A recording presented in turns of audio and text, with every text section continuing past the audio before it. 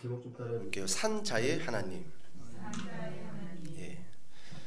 여러분, 천국은 아름다운이라는 드라마 제목이 있습니다. 아직 이 방송을 시작하지는 않았어요. JTBC에서 4월 19일 토요일 드라마로 방송 예정입니다. 여러분, 천국은 아름다운 이 토요일 드라마 잠깐 예고편을 봤는데 상당히 그 예고편을 본 사람들마다 그 드라마를 좀 주목해보고 있습니다. 왜냐하면은 이 주인공 두 사람이 이제 부부로 출연을 하게 되는데 이 아내로 이 출연하시는 분이 우리가 잘 알고 있는 김혜자 씨입니다. 여러분, 김혜자 씨가 1941년생입니다.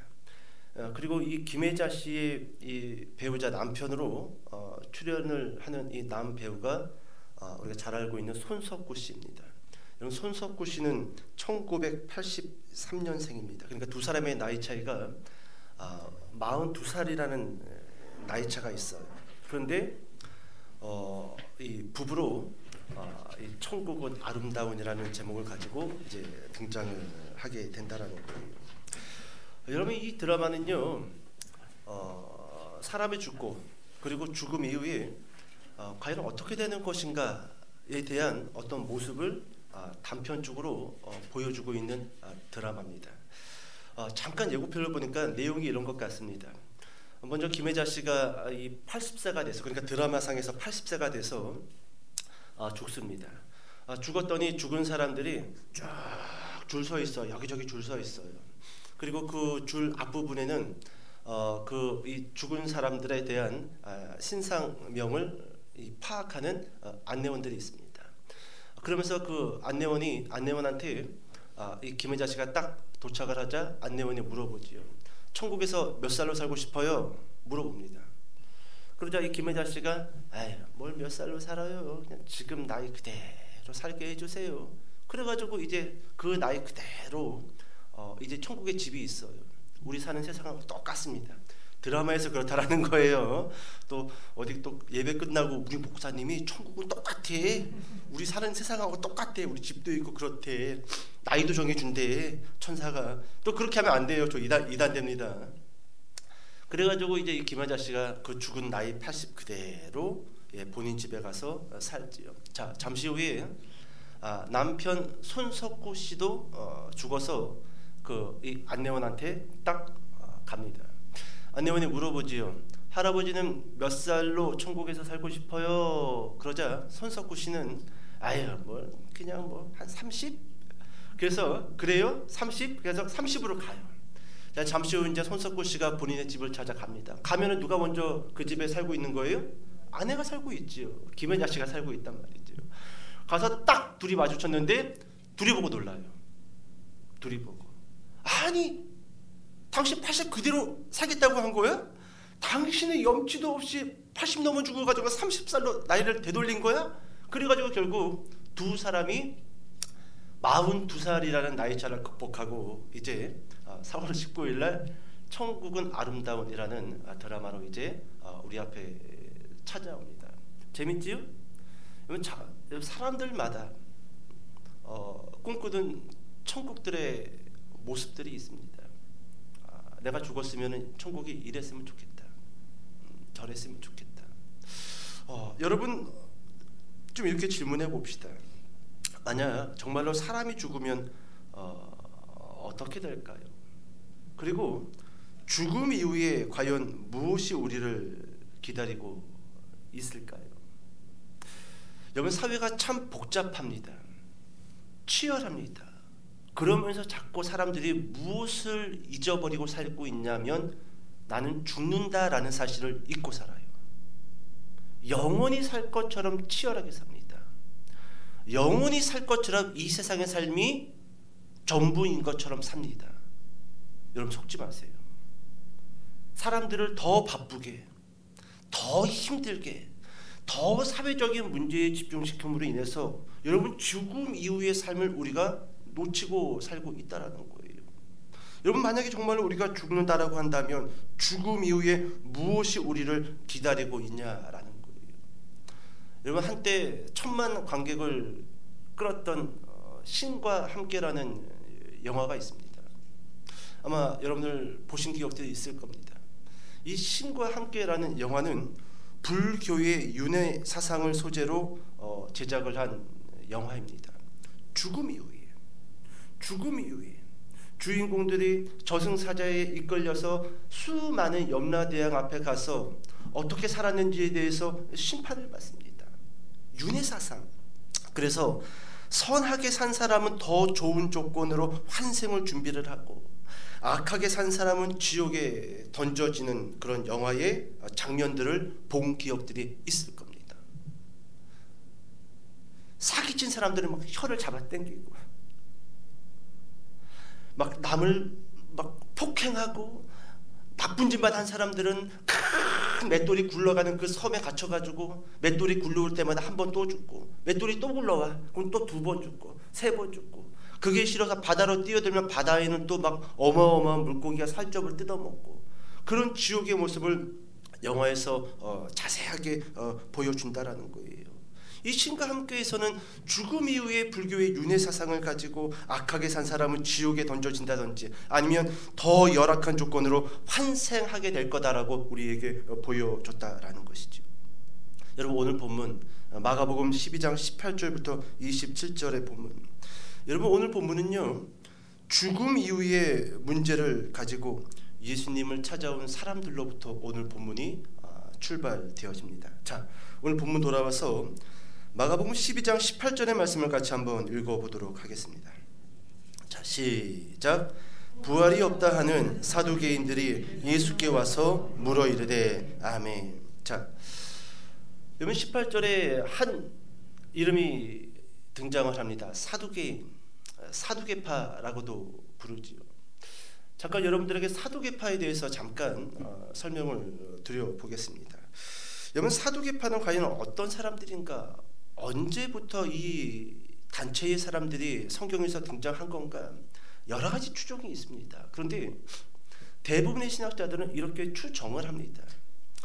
우리가 우리 지난 수요 예배 때 다윗의 아들 압살롬을 피해서 이제 망명길에 올랐고, 그리고 이때라는 이 가드 사람이 600명의 사람들을 데리고 다윗을 찾아왔고, 그 이때라는 가드 사람 뒤이어서 아마 기억나실 겁니다. 수요 예배 들으신 분들은 사독이 찾아옵니다. 사독, 제사장이 있지요, 그죠?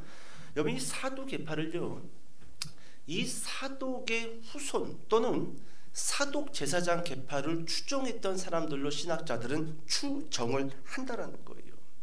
여러분 실제로 신약 성경에 등장하고 있는 사두개인들은 제사장 계열들입니다. 그러니까 성전에서 드려지는 모든 제사의 주권을 누가 지고 있어요? 바로 이 사두개인들이 지고 있었다라는 거예요. 여러분 그런 의미에서 사두개파는 이스라엘에서 가장 초상류층의 사람들이라는 겁니다. 그런데 이 사람들의 특징이 몇 가지가 있습니다. 이 사람들은 제사를 집도하고 제사를 집권했던 사람들입니다.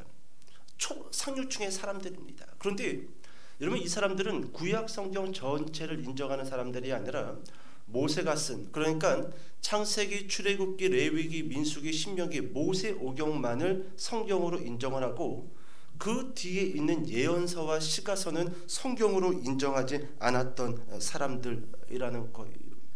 그리고 여러분이 사두개파의 가장 좀 특이한 특징 가운데 하나가 뭐냐 하면, 이 사람들은 죽음 이후를 인정하지 않는다라는 겁니다.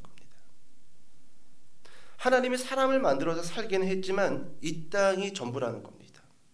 영혼 소멸설, 사람의 육체가 죽으면서 영과 혼도 소멸된다라고 사두개파 사람들은 믿었다라는 거예요. 그럼 이 사람들이 예수님께서 이 땅에 오셔서 부활에 대해서 강조할 때, 여러분 이 사람들이 그 이야기를 들었을 때 얼마나 가소로웠을까요? 얼마나 반박하고 싶었을까요? 그래서 여러분 오늘 죽음 이후의 문제, 부활의 문제를 가지고 예수님에게 찾아와서 질문을 던진다라는 거예요. 영혼이 소멸돼 하나님이 우리를 창조한 건 맞지만 이 땅이 전부야. 이 땅에서만 우리가 살고 병에 걸려 죽든지 늙어 죽든지 간에 우리는 그냥 소멸되는 존재들이야. 여러분, 그렇게 믿고 있었던 사두개파 사람들, 한 번 살면 끝이야. 여러분, 이 사람들이 얼마나 현세적인 사람들이 되었겠냐라는 거예요. 여러분, 우리도 만약에 이 땅에 사는 것이 전부다, 죽으면 끝나? 오늘 예배드리다가 집에 돌아가는 길에 갑자기 혈관 터져가지고 길에서 쓰러지면 그걸로 끝인 거 아니겠어요? 오늘 밤에 자다가 심장이 잘못되어가지고 심장마비로 내가 마지막 호흡을 못하고 죽는다라고 한다면 여러분, 오늘이 마지막 아니겠어요? 그럼 여러분, 우리가 이러고 살 필요가 있을까요? 얼마나 현세적인 사람이 될까요? 얼마나 세속적인 사람이 될까요? 더 모아야 되고, 아니면 죽여야 되고, 거짓말해도 상관없어, 속여도 상관없어, 내 감정대로 사는 게 맞겠지요. 여러분, 사두개파 사람들이 그런 사람들이에요. 내세를 믿지 않고 영원 소멸을 믿었고 현세가 전부다라고 믿었기 때문에 상당히 세속적인 사람들이었다라는 거예요. 성전에서 제사를 인도할지는 모르겠지만 상당히 정치적인 사람들이었어요. 왜요? 내세는 없기 때문에, 오늘이 전부기 때문에 정치를 통해서 자신의 세력을, 자신의 자리를 더욱더 공고히 했던 인물들이 사두개파 사람들이라는 것이지요. 자, 여러분, 이 사람들이 오늘 드디어 예수님에게 질문을 하나 던지기 위해서 예수님을 찾아옵니다. 여러분, 이 사람들이 인정했던 성경이 어떤 성경이라고요? 구약 성경 중에 모세오경. 자, 그래서 여러분, 이 사람들은 신명기 25장에 있는 말씀을 가지고 예수님에게 질문을 합니다. 자, 그러면 여러분, 신명기 25장에 어떤 말씀이 있는지 우리 한번 찾아가 봅시다. 자, 신명기 25장 5절부터 9절까지의 말씀입니다.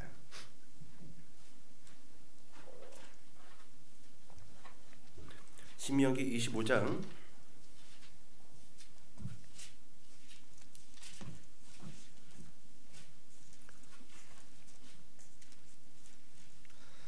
5절부터 9절까지입니다. 자, 제가 먼저 읽을게요.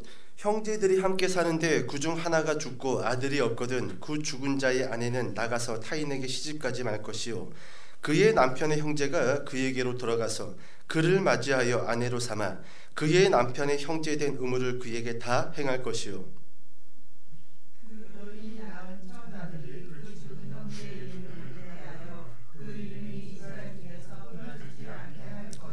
그러나 그 사람이 만일 그 형제의 아내 맞이하기를 즐겨하지 아니하면 그 형제의 아내는 그 성문으로 장로들에게로 나아가서 말하기를 내 남편의 형제가 그의 형제의 이름을 이스라엘 중에 읽기를 싫어하여 남편의 형제된 의무를 내게 행하지 아니하나이다 할 것이요,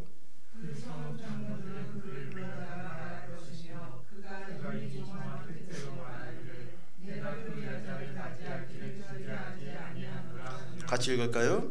그의 형제의 아내가 장로들 앞에서 그에게 나아가서 그의 발에서 신을 벗기고 그의 얼굴에 침을 뱉으며 이르기를 그의 형제의 집을 세우기를 즐겨 아니하는 자에게는 이같이 할 것이라 하고. 여러분, 신명기 25장에서는 율법 하나가 기록이 되어져 있습니다. 아마 여러분들도 잘 알고 있는 내용일 겁니다. 형제가 있어요.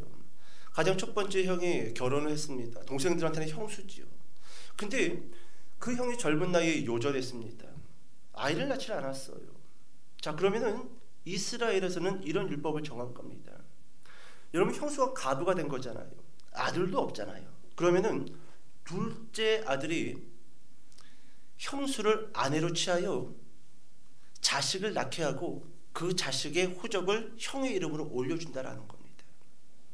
그래서 그 가부가 굶어 죽지 않도록, 그 가부의 족보가 끊어지지 않을 수 있도록, 여러분, 이것이 이스라엘의 한 율법으로 신명기 25장에서 우리에게 말씀해주고 있다라는 거예요.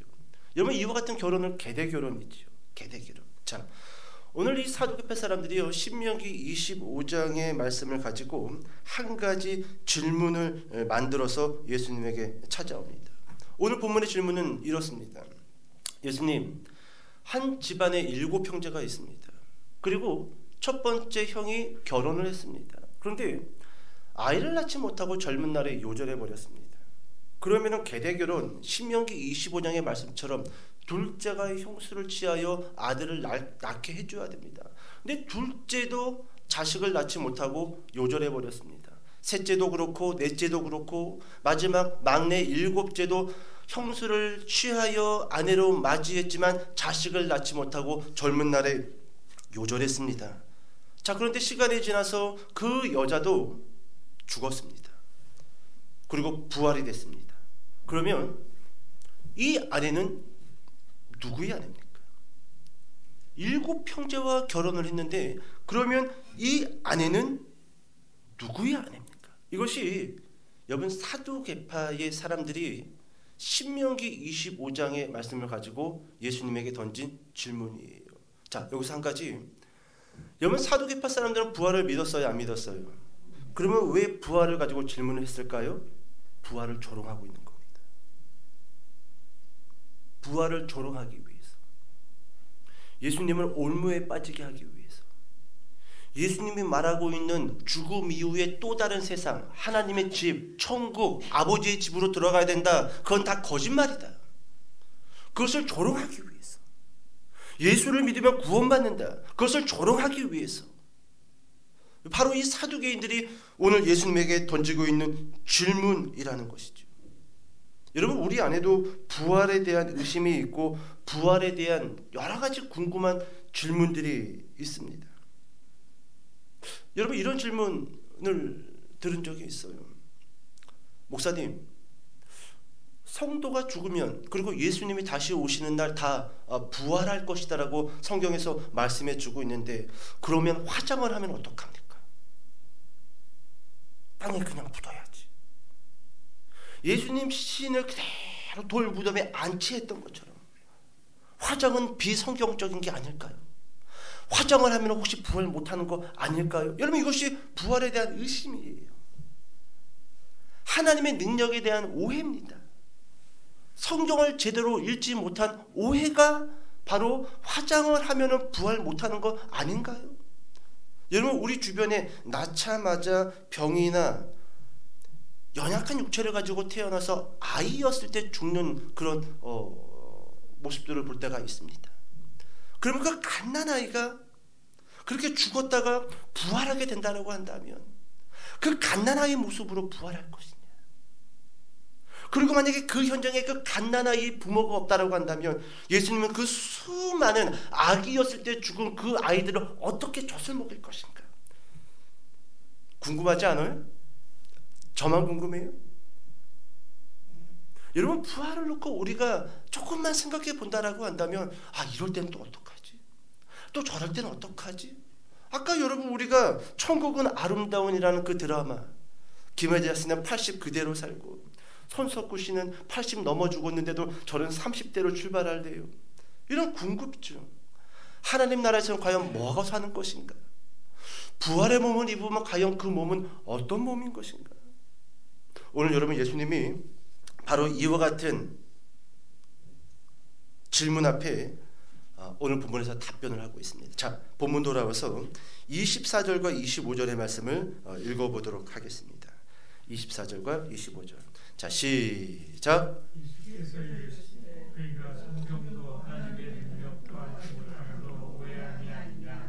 사람이 죽은 자 가운데서 살아날 때에는 장가도 아니가고 시집도 아니가고 하늘에 있는 천사들과 같으니라. 아멘. 예수님, 7형제 가운데 그 여자는 누구의 아내가 되는 겁니까? 부활 때. 자, 여러분, 그와 같은 질문을 듣고 예수님께서 드디어 입을 여십니다. 24절. 예수께서 이르시되 너희가 성경도 하나님의 능력도 알지 못함으로 오해함이 아니. 여러분, 이 오해함이다. 여러분, 이 단어는요, 길을 잃어버렸다라는 겁니다. 너희는 지금 길을 잃어버렸다라는 거예요. 근데 여러분, 예수님이 지금 두 가지를 이야기했어요. 근데 첫 번째가 뭐냐면 성경을 안다 모른다. 성경을 너희가 알지 못함으로 길을 잃었다.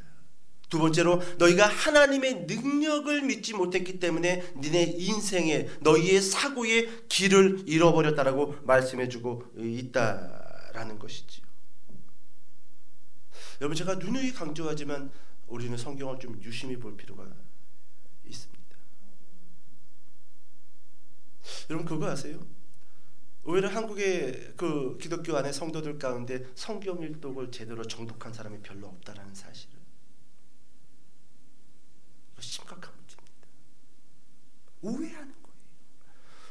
유독 한국 기독교 안에는 이단들에게 미혹되는 성도들이 이렇게도 많을까요? 그렇게 오랫동안 설교를 들었는데 이유는 딱 한 가지예요. 성경을 읽지 않아서 길을 잃어버린 겁니다. 성경을 유심히 봐야 돼요. 또 봐야 돼요. 어디 가서 좋은 성경 공부 없을까? 여러분, 됐습니다. 성경을 먼저 읽으세요. 여러분, 성경을 읽지 않는 사람에게 성경 공부를 시키는 것은 여러분 잘못된 방향이에요. 먼저 성경을 읽는 겁니다. 적어도 성경을 한 5번에서 6번 정도, 좀 많게는 10번 정도 읽은 사람, 그런 사람들에게 여러분 조직신앙을 가르친다든지, 여러분 교회사를 가르친다든지, 여러분 신약학과 구약학을 가르친다라고 한다면 머리에 쏙쏙 들어갑니다. 그리고 그것이 살이 되고 영혼의 양식이 됩니다. 근데 성경을 읽지도 않은 사람들에게 붙잡아 놓고 큐티 모임과 성경 공부를 한다라고 한다면 여러분 그 순간 잠깐 그것이 그 사람에게 기쁨이 될지는 모르겠지만 아니요, 오히려 더 오해함이더라. 길을 잃어버리는 거예요. 길을 잃어버리는 거예요. 오늘 예수님이 이 사두개파 사람들에게 첫 번째로 했던 답변이 그겁니다. 너희는 성경을 알지 못함으로 길을 잃어버렸다. 길을 잃어버렸다. 여러분, 우리 주변에 여러분 성경을 조금 더 자세하게 읽는다라고 한다면 충분히 우리는 올바른 길을 찾아갈 수 있다라는 거예요. 에이, 하나님이 어디 있어? 에이, 예수님이 어디 있어? 에이, 뭐 신앙생활 대충 해도 되지. 여러분, 그렇게 말하는 사람 치고 성경을 제대로 읽은 사람 별로 본 적 없어요. 여러분, 교회 안에 있지만 하나님과 예수님에 대해서 회의적인 인물들이 상당히 많습니다. 그래서 그런 사람들이 여러 가지 질문을 던져요. 하나님이 없다라는 반박을 하는 거겠지요. 기독교는 약간 허황되다라고 말할 수도 있겠지요. 그런데 그렇게 말하는 사람 치고 성경을 제대로 읽고 그렇게 반박하고 질문을 던진 사람은 제가 별로 본 적이 없어요. 성경을 제대로 한 번이라도 읽고 질문을 한다라고 한다면 충분히 그 질문에 대해서 들을 용의가 있습니다. 하지만 성경을 제대로 읽지 않은 사람들이 던지는 질문은요, 별로 그 질문에 대해서 대답할 필요가 없어요. 아무리 올바른 대답을 한다 할지라도, 아무리 올바른 이야기를 해준다 할지라도 그 사람은 성경을 한 번도 제대로 읽지 않았기 때문에 여러분 그 대답이 그에게 아무런 도움이 될 수 없다라는 것이죠. 너희는 성경을 알지 못함으로 오해하고 있다. 오늘 여러분 한국의 기독교인들이 성경을 한번 온전히 읽는다라고 한다. 창세기부터 계시록까지 온전히 그 의미를 안다라고 한다면 여러분 우리는 지금보다도 훨씬 더 이 세상에 갇히지 아니하고 하나님이 우리를 인도하는 그 아버지의 집을 바라보면서 걸어갈 수 있는 믿음의 성도들 될 수 있을 것입니다. 여러분, 예수는 역사다라는 책을 쓴 저자 리 스토르벨이라는 사람이 있습니다. 유명한 책이지요. 예수는 역사다. 이 사람은 예일 대학을 나온 사람입니다. 수재입니다. 기자예요. 언론인입니다. 상당히 잘 나갔던 사람입니다. 그런데 여러분, 이 사람은 무신론자였는데 아내가 기독교인이에요. 아니, 저 예수가 뭔데 저렇게 막 헌금을 하고 시간을 쪼개서 예배를 드리고 저러지? 아, 내가 저 예수를 내가 좀 파헤쳐가지고 예수가 가짜라는 것을 내가 좀 증명해야겠다. 똑똑한 사람이니까. 그래서 그러면 이 사람이 여러 가지 자료들을 준비를 해서 신학자들을 만나고 의학 박사를 만나고 심리학자를 만나고 고고학자를 만나고 역사학자를 만납니다. 온 세상의 수많은 전문가들을 만나요. 그러면서 그 예수 시대의 예수가 진짜였는가? 그 예수가 십자가에서 죽지 않은 것은 아니었는가? 12사도는 정말로 부활하신 예수님을 본 것이 맞는가? 그것을 여러분 수많은 이 박사와 석학들을 만나서 그 자료들을 하나씩 준비하면서 이 사람이 성경을 파헤치기 시작합니다. 그리고 나서 결론, 예수는 하나님의 아들이다. 그는 이 땅 가운데 마리아에게서 탄생했고 분명 로마의 병사들에 의해서 십자가에서 물과 피를 쏟고 다 죽었고 살 수 없는 상태에서 3일 만에 부활했고 여러 가지 수많은 자료들을 대는 거예요. 여러분 지금 우리가 우리나라에 살고 있지만 우크라이나와 러시아가 전쟁 3년을 지나고 있다는 것을 우리가 알잖아요. 여러분 미국의 사람들이 우리 땅에 있지는 않지만 여러분 우리 땅에서 작년 12월 3일 날 비상계엄이 있었다는 소식을 알잖아요.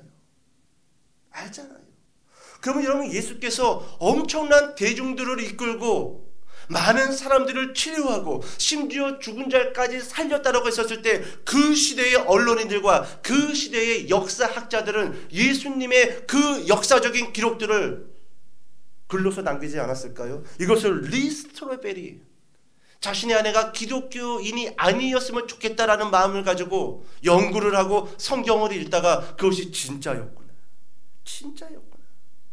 여러분 예수는 역사다. 유명한 책입니다.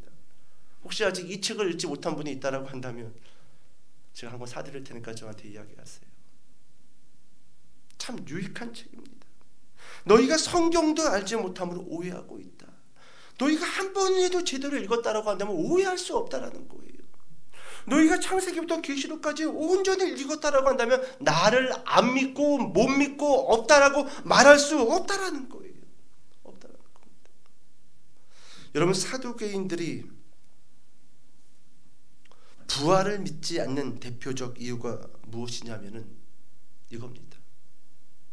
사두개인들은요, 그들이 성경으로 인정하고 있는 모세오경에는 조금도 부활의 내용이 없다라는 거예요. 그래서 우리는 부활을 믿을 수 없다. 죽음 이후에 또 다른 세상이 있다라는 것을 믿을 수 없다라고 사두개인들은 말하고 있다라는 겁니다. 자, 이제 예수님은 첫 번째 너희는 성경을 알지 못하고 하나님의 능력을 믿지 않아서 길을 잃어버렸다라고 말씀하신 후에, 자 이제 이어서 예수님은 여러분 그들이 성경으로 인정하고 있는 출애굽기 3장 6절의 말씀을 인용하시면서 오늘 본문 마가복음 12장 26절에서 이렇게 대답을 해주십니다. 자, 본문 돌아와서 마가복음 12장 26절의 말씀을 같이 한번 읽어보도록 하겠습니다.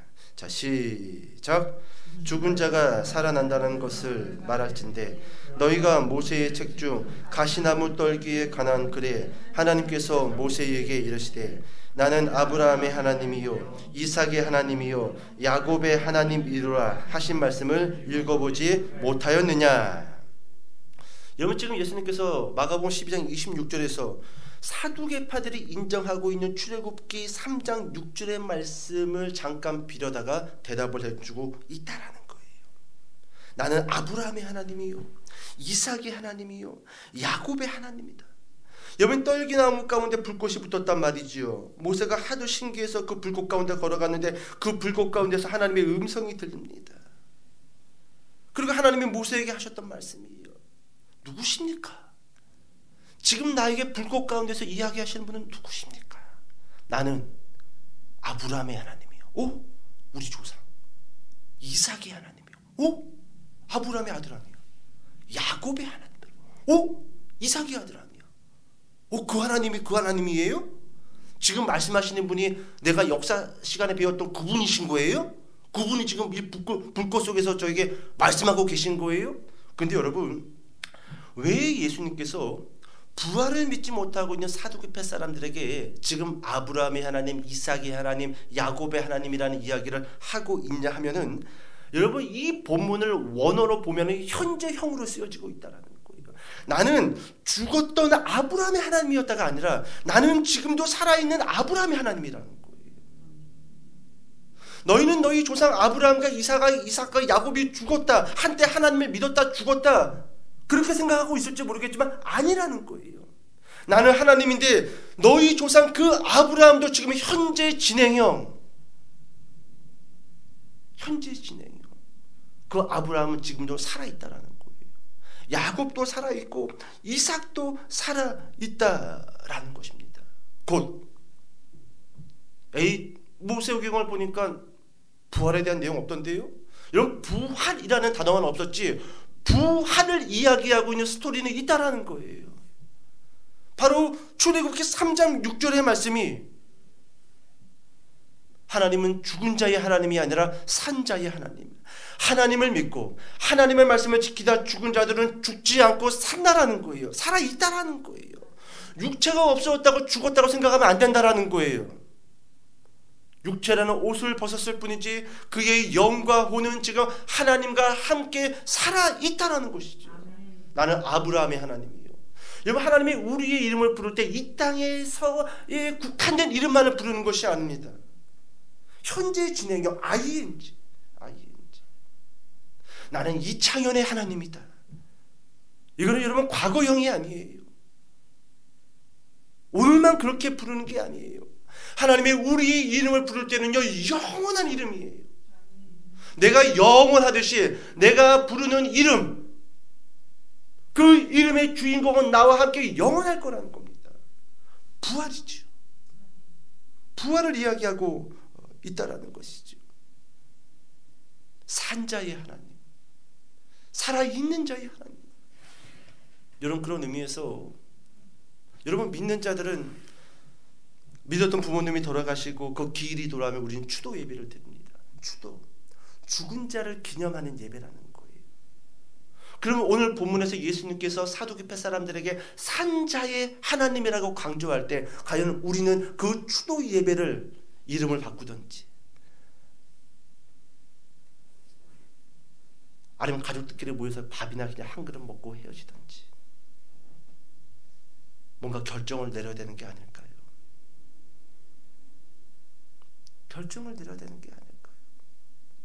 우리는 우리의 부모가 죽었다고 추도, 죽은 자를 기념하는 예배. 오늘 여러분 본문을 통해서 여러분 그와 같은 예배는 성립될 수 없다. 그와 같은 추도식, 추도 예배라는 단어는 성경적이지 않다라는 것을 우리가 발견할 수 있다라는 것이죠. 자, 이제 좀 넘어와서 여러분 산자의 하나님을 보여주는 구절이 모세오경 중에 또 없는가? 산자의 하나님, 산자의 하나님. 여러분 있습니다. 하나만 더 이야기해보고 오늘 본문을 좀 정리해볼게요. 창세기 5장을 보게 되면 아담부터 노아까지 족보가 기록되어져 있습니다. 누가 누구를 낳고 몇 살에 죽었더라. 누가 누구를 낳고 몇 살에 죽었더라. 여러분 저는 어렸을 때 그런 상상을 했어요. 어렸을 때 나는 앞으로 누구랑 결혼을 할까? 그리고 과연 누구랑 결혼하는 그 미래가 나에게 올 것인가? 올 것인가? 혹시 여러분들도 그런 상상 안 해보셨나요? 나는 앞으로 누구랑 결혼을 할까? 저 여자랑 결혼을 할까? 저 여자랑 결혼을 할까? 근데 저 여자가 결혼. 예. 그 저도 이런 상상도 해봤습니다. 앞으로 내가 결혼해서 아이를 낳으면 어떤 아이가 우리 가정에 태어날까? 그리고 과연 그와 같은 날이, 그와 같은 미래가 올 것인가? 근데 여러분 왔어요. 우리 큰애 있지요? 둘째 기절했지요? 우리 셋째 입 벌리고 기절했지요? 그와 같은 미래가 올 것인가? 왔어요. 저는 청소년 시절 때 그와 같은 상상을 하면서 과연 그 먼 미래가 나의 현재형이 될 것인가에 대해서 많이 상상을 했지만 안 올 수도 있을 거야. 막연했단 말이지요. 근데 뒤돌아보니까 벌써 다 지나갔어요. 결혼도 했고 벌써 22년째 23년째 3명의 아이가 있어요. 여러분 제가 또 생각했던 게 있어요. 과연 우리 부모님은 언제 돌아가실 것인가? 내가 청소년 시절 때 생각했던 가운데 과연 우리 어머니와 아버지는 언제 돌아가실 것인가? 근데 시간이 지나 보니까 아버지는 돌아가셨어요. 지금도 제 가슴 속에 예, 제 머릿속에 그분의 존재가 여전히 존재합니다. 그런데 없어요. 없습니다. 없어요. 그리고 또 한 가지, 과연 나는 언제 죽을 것인가? 어떻게 죽을 것인가? 여러분 이런 상상 안 해보셨습니까? 병으로 죽게 될 것인가? 병이라고 한다면 어떤 병으로 죽게 될 건가? 사고로 죽게 될 것인가? 그러면 어떤 사고로 죽게 될 것인가? 나이가 들어서 고령의 나이가 되어서 죽는다라고 한다면 어떠한 모습 가운데 죽게 될 것인가? 저는 요즘도 자주 상상합니다. 나의 마지막 죽음을. 내가 죽을 거라는 것을 알고 내가 마지막 호흡을 내뱉을 때, 가쁘게 그 호흡을 내뱉을 때 내 주변에는 자녀들이 있겠지요. 그 자녀들이 결혼을 했다라고 한다면 손주와 손녀들도 있겠지요. 나는 그 아이들에게 과연 어떤 말을 남겨줄 것인가? 저는 그와 같은 상상을 계속해요. 그것이 먼 미래 같지만 이제는 먼 미래 같지가 않아요. 곧 나에게 닥칠 일, 곧 내가 경험해야 될 일. 여러분, 창세기 5장이 바로 그와 같은 내용들이에요. 아담부터 노아까지 누가 누구를 낳고 몇 세에 죽었더라, 누가 누구를 낳고 몇 세에 죽었더라. 만약 여기에 우리의 이름을 집어넣는다라고 한다면 우리도 누가 누구를 낳고 그 사람은 몇 세에 죽었더라, 김원영은 몇 세에 죽었더라, 몇 세에 죽었더라. 근데 여러분, 그 족보를 보면은요, 딱 한 사람만 죽었다라는 표현이 없고 데려갔다라는 표현을 합니다. 이 사람이 누굴까요? 성이 어떤 씨예요? 애씨. 이름이 녹씨, 에녹씨. 그러면 여러분, 죽음을 맛보지 아니하고 하나님의 산채로 그를 데려갔단 말이죠. 그럼 그 에녹은 지금 어디 있을까요? 하나님과 살아있는 거 아닐까요? 여러분, 이것도 한 가지의 상징적이라는 거예요. 하나님은 죽은 자의 하나님이 아니라 산 자의 하나님으로 존재한다라는 것이죠. 이제 여러분, 설교를 정리합시다. 우리 본문으로 돌아와서 25절 말씀 같이 한번 읽어보겠습니다. 25절. 자, 시작. 사람이 죽은 자 가운데에서 살아날 때에는 장가도 아니가고 시집도 아니가고 하늘에 있는 천사들과 같으니라. 아멘. 예수님이 죽음 이후에 그 천국의 한 단면을 우리에게 이야기해주고 있는데, 무엇도 아니가고 장가도 아니가고 시집도 아니가고. 그러니까 여러분, 그 천국은 아름다운, 여러분 그 드라마는 비성경적인 거예요. 오늘 본문을 놓고 본다라고 한다면 장가도 아니가고 시집도 아니가고 누구와 같으리라? 천사들과 같으니라. 천사들과 같으니라. 여러분, 이제 설교 마칠게요. 여러분, 성경을 제대로 읽지 못하고 모세오경, 성경을 단편적으로 읽고 성경 전체를 읽은 것처럼 사두개파 사람들은 성경을 다 알고 있는 것처럼 예수님께 질문을 했습니다. 우리도 이와 같은 오류에 빠지면 안 돼요. 성경을 제대로 공부도 하지도 않았으면서, 성경을 자세히 읽지도 않았으면서 꼭 내가 성경을 다 알고 있는 것처럼 이런 길을 잃어버리게 된다는 것이죠. 근데 여러분 봐요. 여러분, 예수님께서 성경을 오해하고 하나님의 능력을 오해하고 있는 그 사두개파 사람들에게 장가도 아니가고 시집도 아니가고 하늘에 있는 천사들과 같게 될 것이다. 그리고 여러분, 저는 이 본문을 묵상할 때 예수님이 이 말을 사두개파 사람들에게 이야기할 때 저는 예수님의 속마음이 매콤히 조금 보였어요. 그 속마음이 뭔지 아세요? 내가 바로 그 일을 위해서 여기 서 있는 거다. 이해가 안 가세요? 천사들과 같이 되리라. 내가 너희를 바로 그와 같은 존재들로, 영광스러운 존재들로 세우기 위해서 내가 지금 이곳에 서 있는 것이다. 그게 바로 나다. 그게 바로 나다. 여러분, 제가 지난 시간에도 마가복음 16장 16절의 말씀을 읽고 본문을 마쳤지만, 오늘도 다시 한번 마가복음 16장 16절의 말씀을 읽고 설교를 정리할까 합니다. 믿고 세례를 받는 사람은 구원을 얻을 것이요 믿지 않는 사람은 정죄를 받으리라. 이것이 마가복음 마지막 장 16장 16절에서 우리에게 주는 아주 중요한 메시지입니다. 믿고 세례를 받는 사람은 구원을 얻을 것이요 믿지 않는 사람은 정죄를 받으리라. 여러분, 모든 사람들이 죽었다가 부활의 날 다 천사와 같은 존재로 부활하는 것은 아닙니다. 누구를 믿는 사람들만?